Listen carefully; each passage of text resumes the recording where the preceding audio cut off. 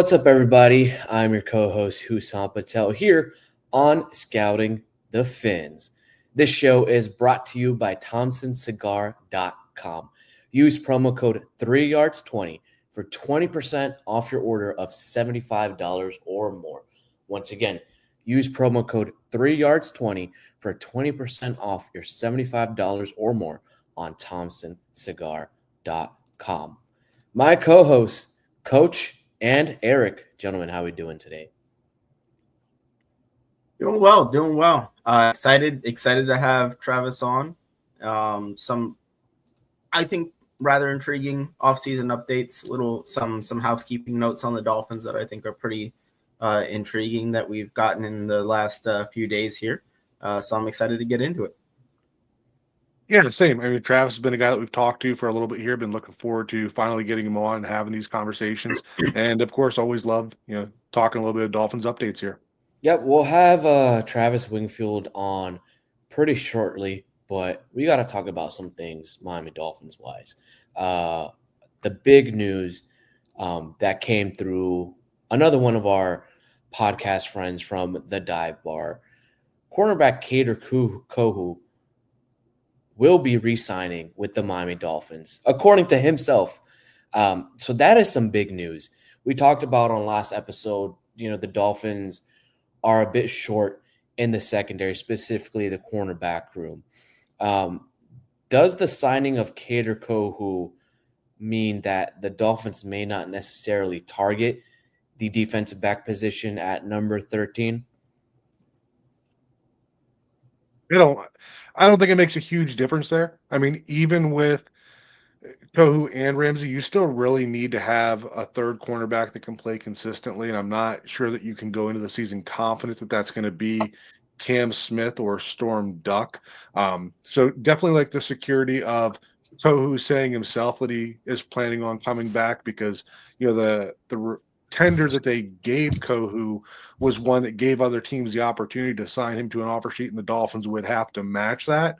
So kind of left that a little up in the air in the public's eye with that tender. So it was really nice to hear that from Kohu himself that he intends to come back. Yeah, I think with Kader, it was, at least from where I stood, I kind of expected him to return. I mean, we hear about those tenders, and to Coach's point, yes, teams could come in and give him an offer and give the Dolphins the right to match. But it seems like a rarity in the NFL today that you actually see a situation like that results in a guy leaving his team when a guy gets tendered. Most of the time, that guy returns the following season. So I don't necessarily know if it really changes the outlook very much in terms of what the Dolphins are going to do in the draft. I still think that Kader Kohu's best spot is going to be along somewhere in the slot. So I'm still looking at a boundary guy. Although at 13, Kader, and let me just put this out there, Kader Kohu is not good enough in the slot to stop me from taking Jahdae Barron if I'm the Dolphins either. And that's very interesting you mentioned the boundary in the CB because there are still decent enough cornerbacks available in this free agent market. Two of them, namely, who are both young. You have Asante Samuel Jr., who still not signed. A little bit on the shorter side for the boundary, but can also play nickel in a flash. Has a little bit of experience in that Vic Fangio type of scheme, Brandon Staley scheme. But, Coach, how do you think he fits if the Dolphins were to sign him? I mean, I think he fits well, but I think the bigger part of that is when you talk about players like Ramsey and like Kohu, both of those guys are capable of playing both on the boundary and in the slot as well, right? Neither of those guys are guys that you say can only guard outside receivers, and neither of them are guys that you say can only play in the slot. So by having that flexibility, it really opens the doors as to the type of cornerback that you can add as that third corner, because it provides the flexibility of however those guys slot in terms of who you view as your best coverage guy. You can move them around the field and you can match things up the way that you want. So I don't feel like the team is restricted to one or the other in terms of boundary or slot cornerback. So I think that Asante Samuel, I think anybody that can go out there and play, right? Let's just get good players, and then we have the flexibility to sort that part out later. Yeah, I think it's really a matter of, in the Anthony Weaver scheme, and the Anthony Weaver scheme really is like many others in the NFL today. Versatility is the name of the game. And the Dolphins have that at the cornerback position. I think the only guy that you can really say for certain in that room that, you only want to stick on the boundary would be a guy like a Cam Smith. He's really the only guy that you can't move around. I mean, I'd probably rather not with Storm Duck either, but you've got Cater, you've got Ramsey, you've got the freedom to do multiple things and give the offense multiple different looks, multiple different packages. So I'm not super concerned with, like Coach said, hey, we got to fill this one really hyper specific role. I'm looking for the best football players. And I think Asante Samuel, say what you want about, some of the tackling. But he's a good coverage player. And I would welcome the addition at the right price. Yeah, and not only that, the Dolphins have freed up almost $21 million in cap space, which they can roll over into the summer as well. That $21 million leaves a little bit of flexibility. The other hot topic is that the Dolphins have not restructured Tua's contract at all yet, which can provide the Dolphins even more flexibility. Is that, a sign of concern that the Dolphins haven't restructured Tua's contract? Because if they did, that would indicate that they believe Tua is the guy still, and they are okay with that financial investment. I wouldn't say it's anything of concern, right? I don't think that them not restructuring Tua says that they don't believe in him or anything like that. I think what it says is that his future is uncertain. I think I don't think there's any plan to move away from him, right? If we get into that crazy scenario where Shador is available in the draft, like I don't think they're going to look to get him and put Shador in there if they would go that direction. So I don't think there's any lack of faith in his ability. It just comes down to the same thing that everybody knows, right? The health is a question, right? So this is just a compliment to the Dolphins front office to be able to create this cap space without going to the bank of Tua, right? There's no reason, right? It's not like we're pressed for money and there's, this big shiny object out there that we need to go restructure Tua and put the future at risk.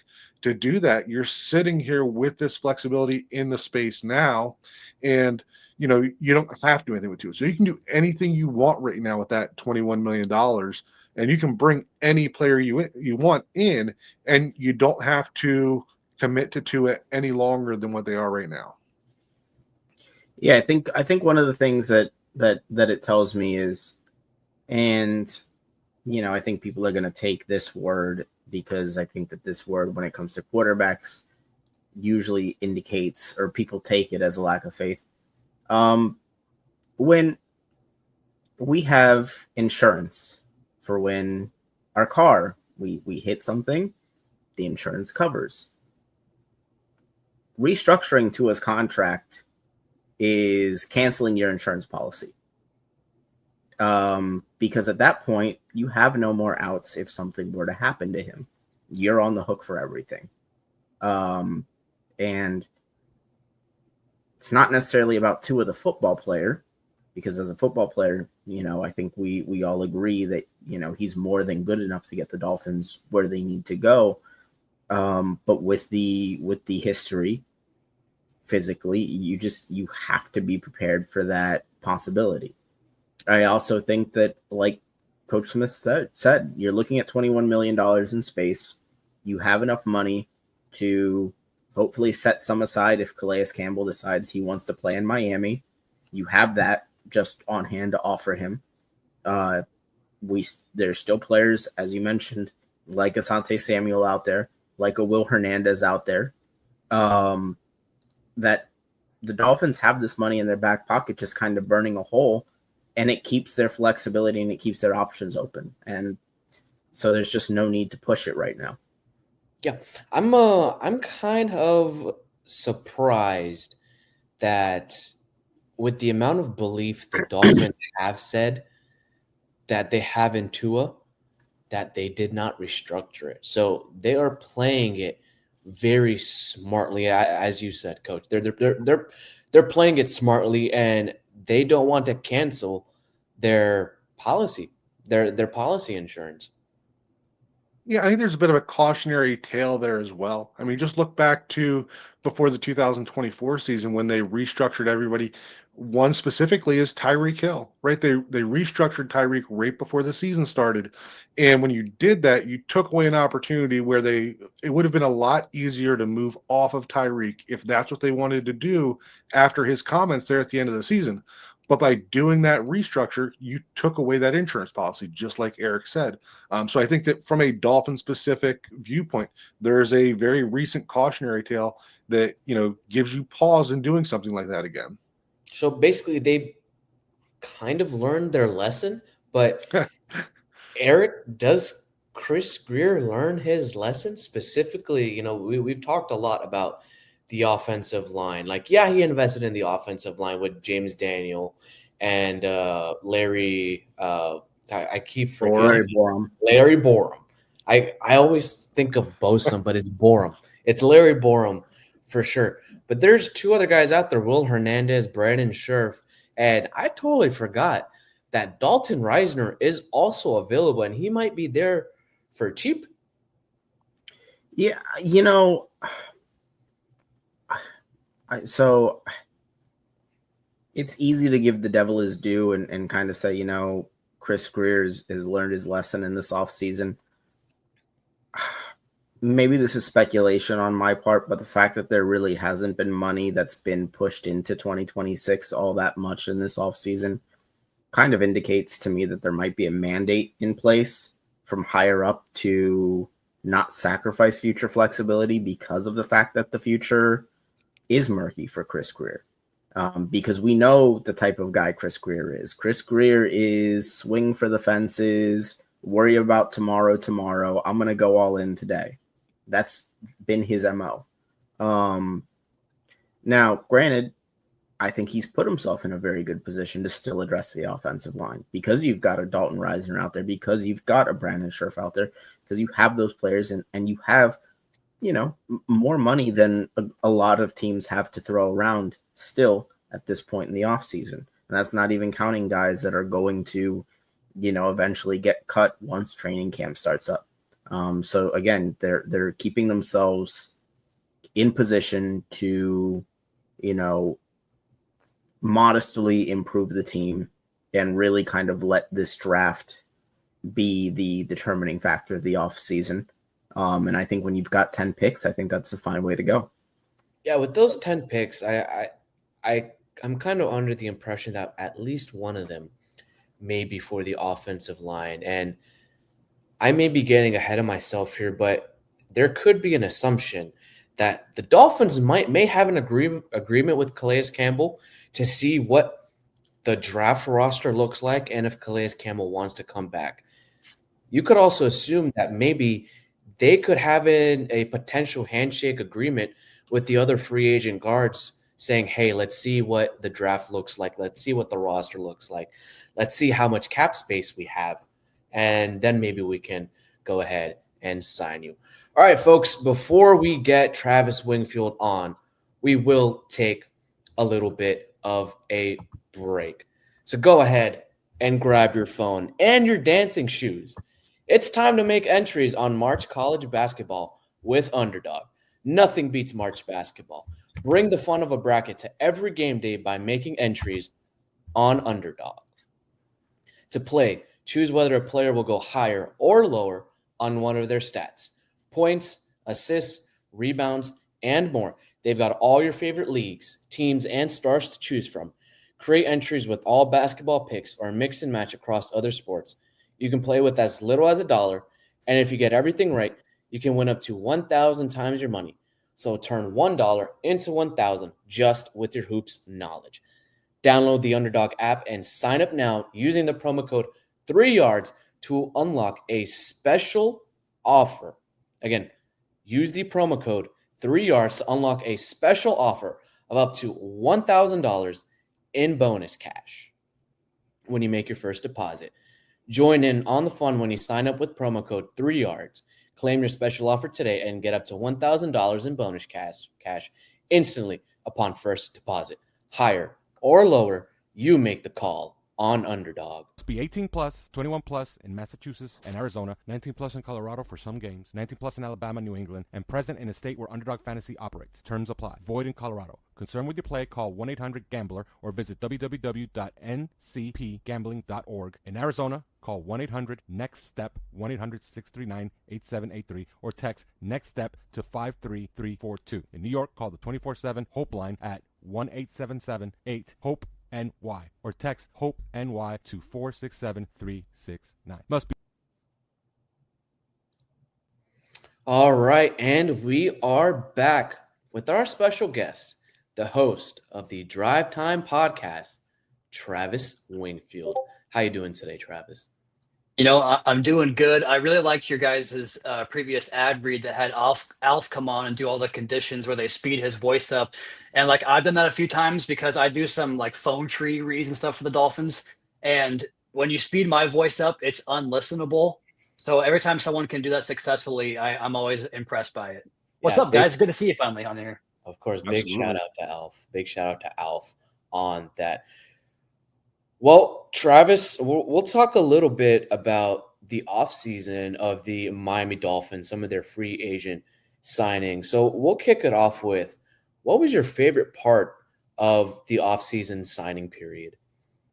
Yeah, I think the easy answer is to give you a couple of players, but I would go more towards the theme of the types of players the Dolphins went after and what I think that might mean for how they're going to build things going forward. Obviously, the rhythm and timing passing offense that Tua has, kind of mastered at this point of his career is always going to be the bread and butter, especially in modern football. But we've seen these teams have all the success with the running game, especially last year. I mean, the Eagles kind of flipped the league on its head, and I don't think they're necessarily a replicable type of team because they have just a very unique build with, even that quarterback matches the play style they have and all those great offensive linemen they have. And to go drop Saquon Barkley into the mix is pretty special for them. But I think for the Dolphins, and you go back to 2023, number one rushing offense, right? I mean, that was kind of what gave them the balance to make that passing offense so efficient and so special. And I think when you look at who they brought in on the offensive line, and what that could signal in terms of the multiplicity they now have with James Daniels being so adept at outside zone, but also being a 327-pound body. And we'll see if Larry Borum cracks the opening day lineup. I have no idea what's going to happen there, but he's 335, right? And there is some foot quickness there, despite my Twitter mentions telling you otherwise. And then you think about Pharaoh Brown, and truly one of the best blocking tight ends I've seen on tape. I'm curious to hear you guys' take on that too, but he just looked so good on tape to me as a blocker. And then what the Titans did with Nick Westbrook-Akine and how I think that fits with what the Dolphins do, not just with their receivers in the blocking game, but with like Julian Hill's role last year. Like he's doing some jet motion. He's wrapping the edge. He's like condensing down to a nasty split and then like heading up the C gap. Like I just don't see receivers doing that. And so when I look at the offense as kind of finding the parts that we're missing. And that's the thing I like about the Dolphins this year and has me bullish on them for, like the fifth or sixth year in a row is they have the key parts, the key ingredients are there. They had to go find their situational football guys. And I think with the running game and those blockers and the versatility they got with the body types and not sacrificing athletic ability, that would be my biggest thing was just how I think they can now run the ball, be more upfront. They can be a more power team and kind of assert their will and better on third and fourth downs and in the red zone. If that's not too long with it enough for you guys. No, that's awesome. I mean, that makes a lot of sense. And that's something that you and I have talked about quite a bit, the continuity of the offense and the way that, as we continue into year 4 of this McDaniel offense, they know exactly what they're looking for from these pieces. So when you're looking at, the failures or the struggles that we had last year with certain things, and then replacing the stuff that we're asking Julian Hill to do and asking Nick Westbrook-Akine to do those things, right? That's the stuff that comes with being able to see that on the field and see, how that has to evolve. So my question for you, Travis, so you probably get the most face-to-face time with the players of anyone who actually interacts with the general public also, right? Who are some of the guys in the roster that you feel are just some of the most down-to-earth personalities that an everyday fan would love to hang out with? Oh man, that's I love that question, and this is like, again, you see me roll my eyes because it's gonna feel like a cop out, like team reporter answer, but like truly the type of people they focus on to bring into that building are a certain type. And so there's so many answers for that question. The first one that comes to mind, I guess is the best way to do it, is Teron Armstead. And we'll see what his future holds here, both with the Dolphins and football in general. But like always has time to give you, I can mention a certain rep that in the game on Sunday. He can take me through exactly what happened on that rep, and I get smarter every time I talk to him. And he's so good in a media sense too that he just like presents it really well. Bradley Chubb is one that comes to mind. He's always got time for you. Zach Sealer is really, really good with people, just being kind of down to earth guy. And that kind of matches what you see with him on game day too, right? He's such a just a easygoing, good dude that is really easy to get along with. Man, there are so many good options. Jalen Phillips is like the gem, the salt of the earth, just an absolute gem of a human being. I could really go on, man. But I would say those four guys first come to mind. The first ones that come to mind are those four guys. Raheem Mostert was fantastic. I love being around Raheem. Plenty of options, but those guys probably stand out.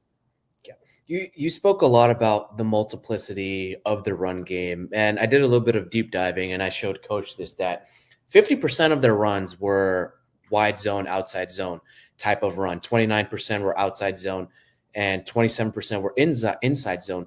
But their best concept by far in terms of EPA was their trap concept, and that works really well with James Daniel. But one thing I wanted to talk to you about was the addition of Nick Westbrook-Ikhine and how that helps Julian Hill and the motions for this Dolphins offense. Do you think we could see, more iterations or less iterations of the motions? Yeah, I think when you think about NWI, as I like to call him now, to just kind of make it easier on ourselves, in that Julian Hill role, like I keep going back to the idea that Julian hasn't been unlocked as a pass catcher yet, and who knows if he will, right? I mean, a Campbell product. We knew him as this tough wide tight end that could kind of knock guys off the ball, off the line of scrimmage and off the ball. And I think about, if you're going to ask Nick to do that, now you've got a true like receiver in that role, a guy that can, if you put your third best cornerback on and Nick Westbrook-Ikhine, he's probably gonna beat him man up. Like he can win that type of route, and that's been kind of missing for the Dolphins for a long time now, right? I mean, I thought that was Odell Beckham last year. That just didn't work out for whatever reason. But Cedric Wilson never really had that come to fruition. We saw it with Trent Sherfield here a little bit as kind of that number 3 receiver that was also a blocking specialist. Remember Craycraft popped up in that role here and there. Go Cougs. I'll give him a go Hawks now as well. But yeah, I think that motion is not just like a core philosophy. It's like a tenet of what Mike McDaniel believes in. And I don't think he'll ever deviate from that, because what he believes it does to make the defense react. And the way that Mike McDaniel game plans is, his first thing that he looks at is how defense reacts to what they do. And then they attack weaknesses, which probably isn't, anything special, right, Eric? Like that's how most coaches do things. But I think that when you talk about motion and the addition of Nick Westbrook-Ikhine, and maybe how that makes things more like disguisable, I suppose, opposed to having like your rap guy be a guy that's probably not going to be, a big concern among your eligibles. Now, all of a sudden, if that guy is someone that they have to have really be concerted to put someone in his, in his orbit as a cover guy, like that changes the entire box count for the running game.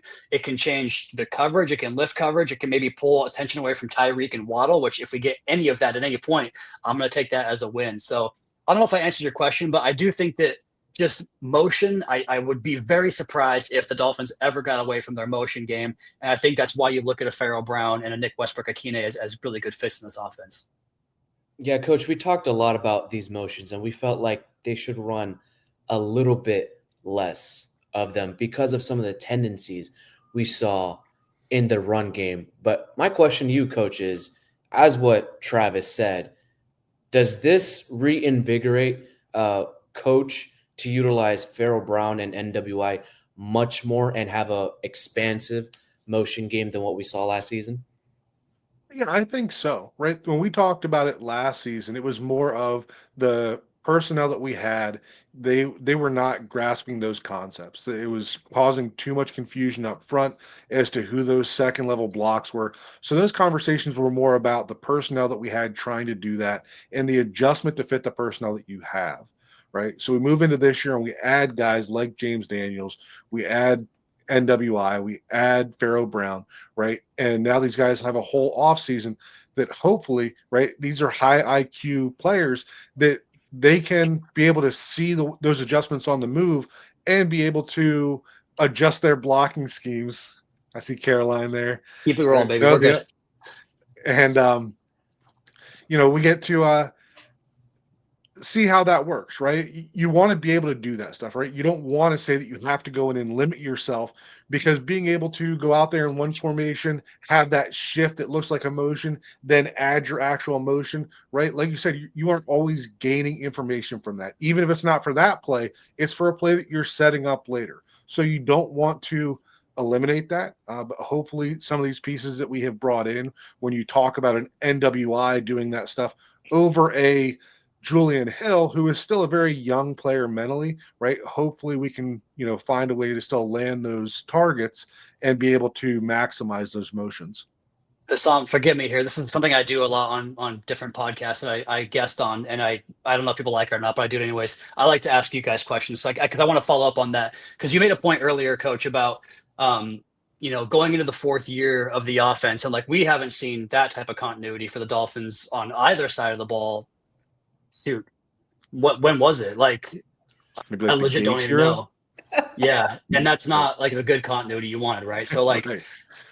my question is, when you talk about the difference between good motion and bad motion, and like what the information that it gives you versus maybe being a little bit overkill, you talk about going into that fourth year and knowing the exact type of, especially when you're looking for role players, right? Like when you're going shopping for specific roles and you have this vision of the offense and 3 years of proof of concept of it, like you made it sound like maybe it's easier to scout for incoming prospects, whether it's free agents or draft picks, but also, like, I guess the better information you have about what you called in the past, and how, like, this question is kind of vague, but like, how does those two things come together where you talk about the familiarity in the offense with emotions, and I guess how that just kind of comes together? I butchered that question, but my goodness. No, I get what you're asking. I think the continuity in the scheme, right? So that tells you internally the stuff that you're looking at, right? So it's a lot easier to coach that stuff, right? You've seen the motions, you've seen the way teams adjust to it. You've seen the Bills 6 times now adjust to this stuff. So as we're teaching the new players, right now in that week leading up, we can say, hey, we're going to run this pre-snap shift. We're going to run this motion. The defense is going to adjust this way. And this is exactly what we're expecting them to do, right? And good coaches are usually going to be fairly accurate with that, but you're still going to run into scenarios where, things don't happen. And that brings me back to something that you talked to James Daniels about, Travis, right? His ability to talk to his teammates and be like, hey, I saw this 3 years ago. We did this, and this is the way that they adjusted, right? So when you're adding those pieces that have that experience and they're talking, they're communicating, the more that you can add pieces that can identify that throughout the week, right? The quicker that comes together on game day. Because now, instead of, we do that on game day, we screw it up, we get to the sideline and we fix it on the sideline, and we've got to wait till the next series or maybe the next week to fix that play, right? Now you've run it in practice, and a guy like James Daniels, let's say he's playing on the left side with Patrick Paul, he's like, hey, like, this is what we're expecting, but I've seen it happen this way, and if it does, here's how we're going to handle it. So now you have the answers before you take the test. And when you take the test, the game, and the defense does something a little different, then you're able to adjust that on the fly. And then instead of being a negative 2-yard run because you didn't pick up the right second level defender, right? Now we're getting HM one-on-one with a safety and scoring a touchdown. Like that, those are the little changes that can result in the big differences. And I think that comes back to the personal changes that the Dolphins have made specifically on offense. We talk about continuity, but there's good continuity and then there's bad continuity. Like, we saw a lot of good continuity from 2022 to 2023, but then we go backwards where you're missing blocks, and it's the same people, it's the same personnel, it's the same plays, but maybe a little bit of a different formation. So as an evaluator, you're questioning, hey, what happened here? As a coach, you're talking to the players, hey, what happened here? You missed this block, you missed this landmark. You could have hit the shoulder a little bit better. As we saw coach on film every single week, there was something that went wrong where a run went for 1 yard or 2 yards that could have sprung for at least 10, maybe even 15. And I come back to this point where on the defensive side, now there's not a lot of continuity in Anthony Weaver's scheme. And this scheme has a lot of communication, a lot of talking to each other. You just lost your communicator on the back end in Javon Holland. You have 2 brand new safeties. Maybe you might get a rookie in the draft. My question to you, Travis, is there's new players on the defense. How is this defense going to look now with some of the defensive additions, along with the loss of Calais Campbell, who may or may not come back? Yeah, I think there's 2 parts of that, because I'll go back to when I spoke to Coach in Indy, and I talked about Anthony Weaver, and that was like when we just found out, like, okay, that he's not going to get a head coaching job this cycle, and it's going to happen sooner than later, right? He's such a great coach. But McDaniel said, like, not like relief, because I root for the human, but like also it's kind of good for us to get him back, because he said that you really felt the defense kind of hit that gelling point in like week 8, and rather than having to spend your entire spring program and then the training camp like introducing techniques and certain elements of the defense that are day one building blocks, he feels that now, even despite all that changeover, that you do have that system in place to where you're starting from a much further place along here in 2025 than you were in 2024. And I would say that they've seen, at least in my opinion, this is not off anything that I've heard, just kind of looking at it from a 10,000 foot view and seeing how the Ravens built it out and his influences from the Ravens and with the Texans previously, like they've gone after 2 positions pretty heavily, right? The linebacker spot, off-ball linebackers, and edge players, and kind of marrying together, with the retention of Bradley Chubb. I every time JP is healthy, I expect him to have a great year, and I just really hope for his, for him personally, that he has that, and what it mean for the team too, obviously. But I think that they've done a better job of getting pieces that can have that amenable like front. We saw Sealer and Campbell, right? Godsends with what happened off the edge for their ability to kick outside. And we saw more Deshaun Hand and Benito Jones, who I thought had pretty good years too, and gave them that depth they needed at a spot where there for a while. But in doing that, like you saw Sealer he can run a pull swipe from the 5 tech, be able to see Willie Gay line up as like a weak side linebacker and drop 20 yards into the hook zone, but also kind of come down on the A gap and, rush, mug up and rush from that position. So I think that you've got all these guys that can, play all these positions and run all these rush games they have up front under Coach Weaver. And I think that the guys that he brought in are well-versed in those types of concepts, if that makes sense. And so where you're replacing guys, it might even be a good thing, because now you have guys that are more in line with what his vision is, guys that have experience with what he's called in the past. And hopefully it means, better execution for the Dolphins this season. I think we can kind of join together some conversations in that sense too, right? We've seen the stuff about what Javon Holland said about what Anthony Weaver asks for in his defense, with those safeties being more of a umbrella coverage, right? He didn't talk about a lot of exotic stuff. So when you talk about the stuff that you're going into year 2, sounds like it's more basic stuff that they had, right? And then we also saw, look at the Super Bowl and the way that the Eagles in that front 7 was able to just get after a quarterback, right? And if you can do that with your front 7 and you can be more basic on the back end, then you don't have to, have all the exotic coverages, have all the switches, all that crazy stuff on the back end. If you can just pressure a quarterback and make him throw early, you can, be more basic on the back end while you learn the defense. I think it's also easier to move from one set of position players to another set of position players than it is to move from one coach to another coach, the way that the Dolphins have year over year. Because even if those secondary players are new to the system, right? You still got your green dot guy and Jordan Brooks that's tying that all together. You've still got other guys in the secondary that,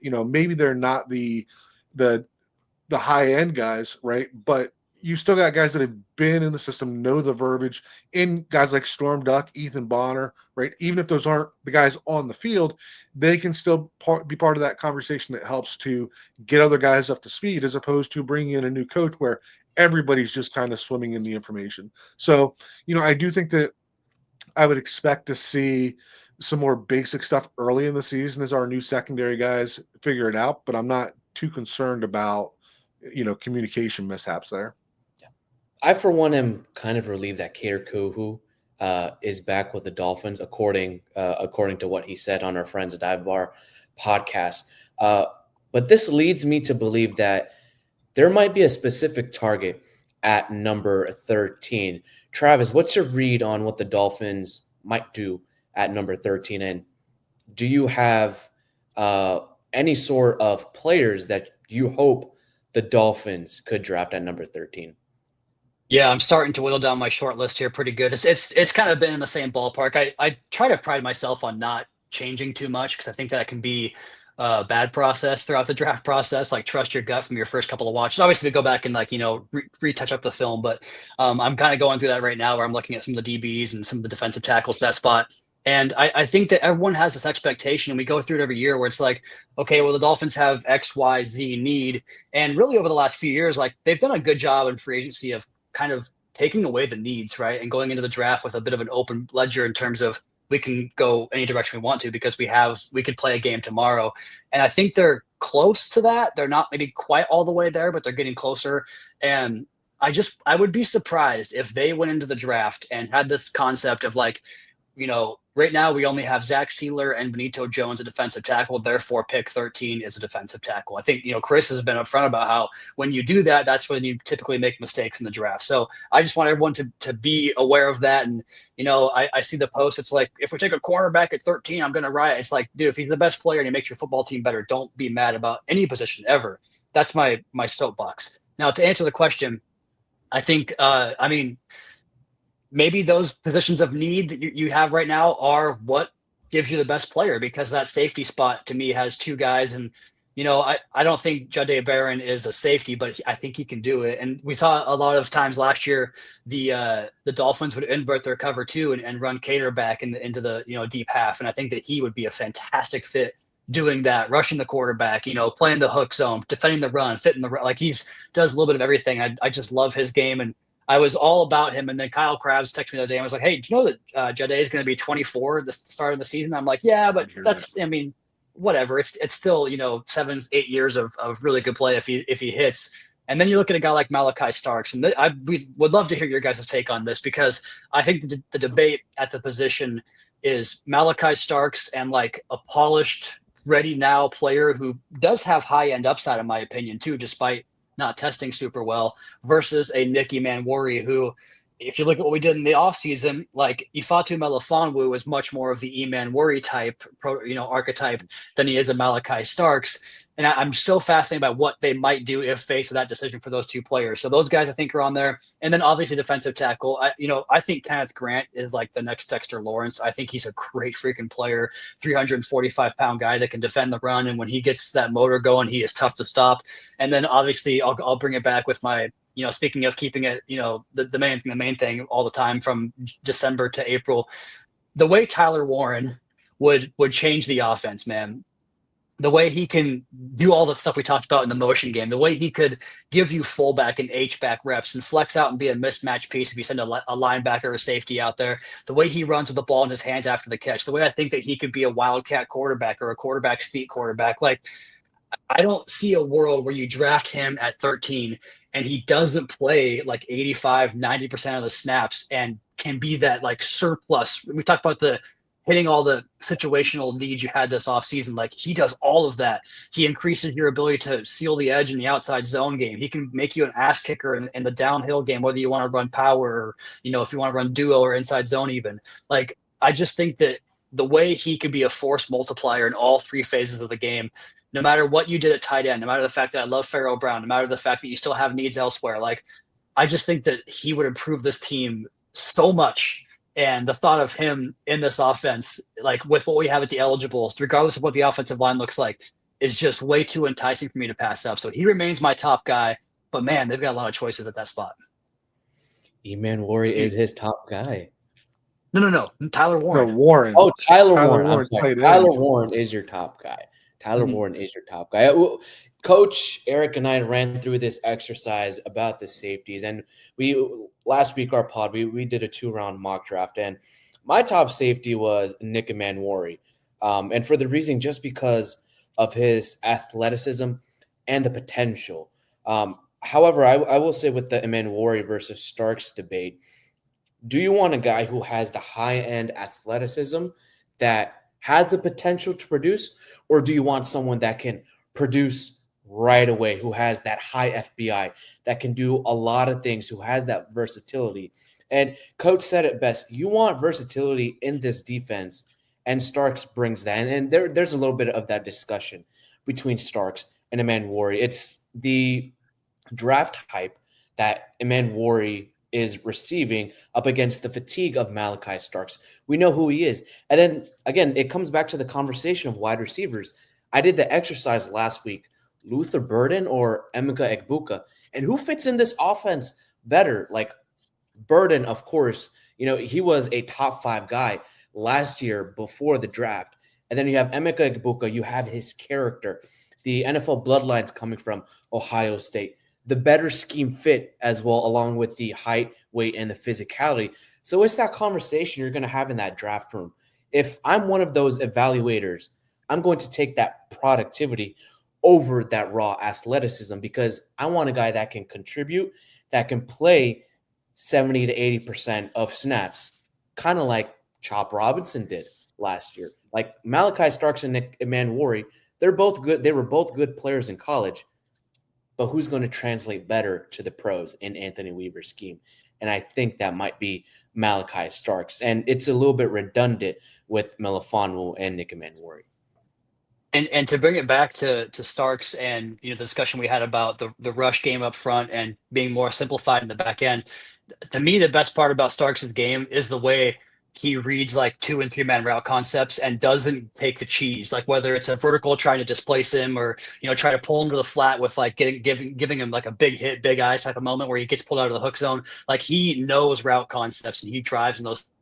Think about like trying to fill a quarterback's hot when they are hot. Like he makes so much sense in that regard. Where I know I can put him in that role today, and he's going to really facilitate that. Yeah, this defense isn't very secondary pressure heavy, which bodes well for Malachi Starks' game. He's able to read those concepts. He's able to have those umbrella coverages, and he's able to go man-to-man on your best tight end, your best slot player, and can get physical in the run game. So there's no need for him to be the blitzer up the A and B gap like we saw last season and even in the Brian Flores scheme.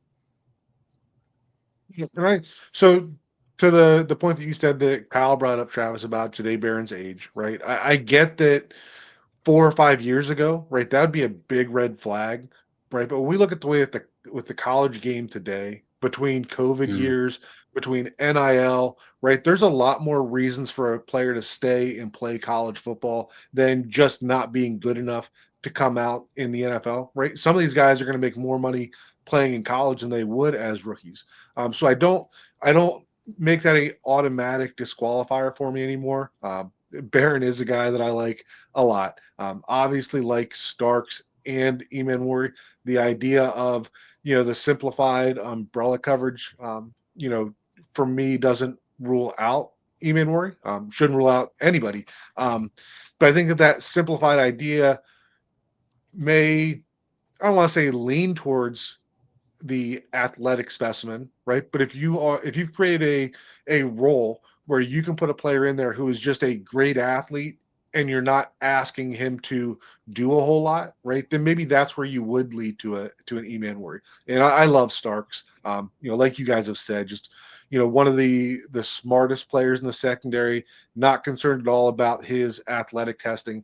And I've made the comparison to Creed Humphrey before in the sense that this is a guy who, if he had come out last year probably would have been the top safety in the draft, and nobody would have questioned it at all, right? And then he goes back, and for whatever reason, people are kind of knocking him down. And I think he's going to be a player that if he does fall, we're going to look back at him the same way that we do Creed Humphrey, and we're going to say, how the hell did we let this guy fall when he was sitting there for us drafting?